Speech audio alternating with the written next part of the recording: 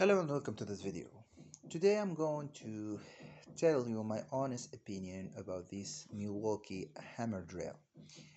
Now, honestly, I repair tools, so I do, some stuff, with repairing, and also I repair tools. So basically, if I find tool in the flea market with a cheap price with a problem, I buy it and I repair it and then use it.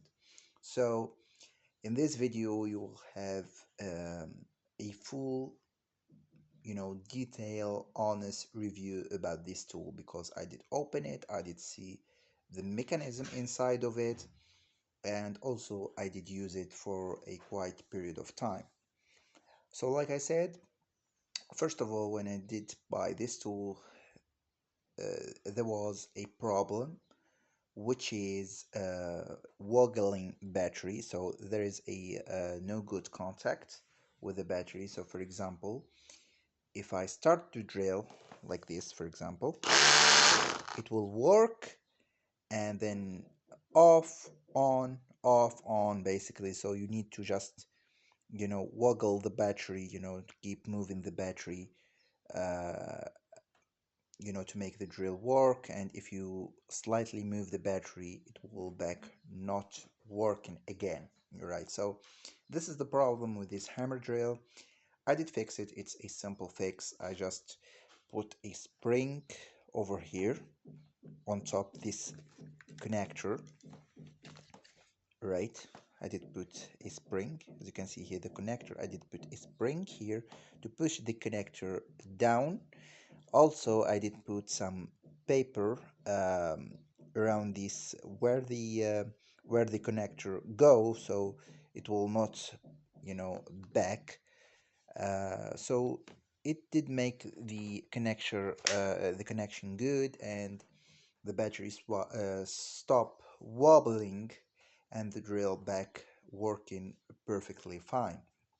All right, so this is the common problem with this hammer drill. It's a very common problem, so you need to keep that in mind. All right, another common problem, which is sorry, I'm going to show you another time to explain the battery connector. Sometime with the wobbling of the battery, the spark between battery and the contact will hit the metal, so this contact will wear out. All right, so eventually you will have bad contact and your drill will stop working basically. So you need to change the contact. They sell it you know as a spare part. It's not a big deal.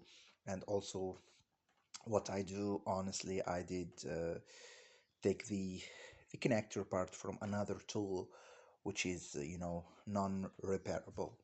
All right, so that's the main problem, is the connector. Sometime cable will uh, break from the connector also inside. So if you have that problem, you need to check the cable of the connector. There are four cable here. You need to check them if they are connected good to the battery connector. You can put some uh, hot glue on top of them, on top of the wire and the connector, after soldering them, to make sure that they will stay in place. Because the wobbling battery, like I said, they can um, warn the contact. They can break a wire, the wire that connect to the battery connector. These the main problem of this specific model. All right, about the performance of this model, it's a beast. It's a very strong drill. I did use it to make a lot of hole in concrete, and it's awesome. Now the hammering function, it's not that strong, but it do it take how can I say it, it it get the job done. All right, you can um, break, to wall, concrete wall. You can make small hole in concrete wall. For example, if you are going to fix a metal, cage or metal protection or whatever you call it in your country.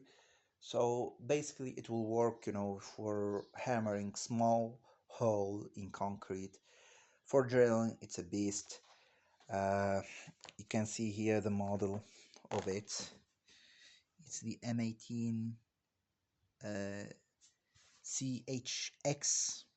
You can see here this model is made in 2021. Right. It's a brushless drill, which is very, very important because there is a similar version of this, only it's with the brushes. So the brushed model, his problem also have the wobbling battery problem, and he have also a problem with the motor because these tools made to make a lot of work, a hard work, all right? So eventually, if you have a brushed motor, the brushes will burn out, all right? So you just need to keep in mind. I did have to drill like this exact model with a brushed motor. They are strong and they are good, but this more power and it will last more, all right?